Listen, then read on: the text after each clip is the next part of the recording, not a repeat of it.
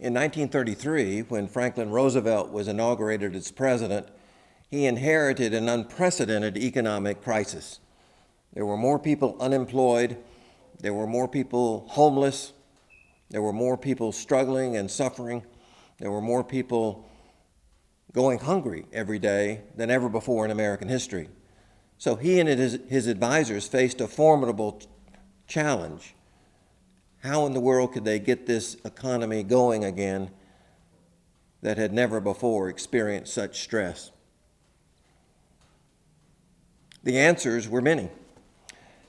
That is, his advisors had several conflicting notions of what had caused the Depression. So one of the problems was to determine why did it happen, and therefore how can we address it?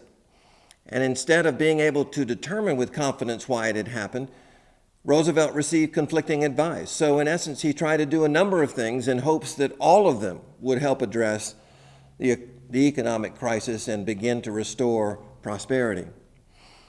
Another factor was that Franklin Roosevelt himself, even though he was willing to do more than any other president had ever done before in dealing with such an economic crisis, he also was fundamentally a fiscal conservative. That is, he did not like the idea of the federal government having to go into debt in order to deal with the crisis.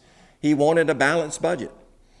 And a third factor was that the Democratic Party that had elected Franklin Roosevelt included a very significant conservative wing, mostly Southerners from the southern states, who also were very reluctant for the federal government to expand too far, too fast in dealing with the unprecedented crisis. So even though Franklin Roosevelt and the New Dealers did more than ever before to try to inject new energy into the economy and deal with the unprecedented social effects of the Great Depression, they never did enough to truly stimulate the economy. Roosevelt's efforts put several million people back to work, many of them employed directly by the federal government or by state governments. But that alone was not sufficient to deal with the tens of millions of people who were either out of work or underemployed. In other words, the federal spending was never enough to actually generate full employment or economic growth.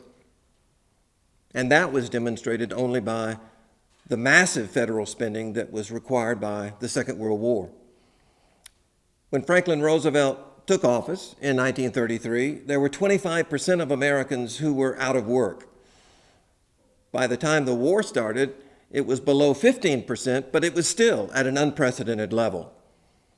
And the fact that the wartime spending did provide full employment and generated an economic recovery suggests that had the administration been able and willing to invest even more into the workforce, it perhaps would have ended the Depression sooner than it did, but politically that would have been impossible for Roosevelt to pursue.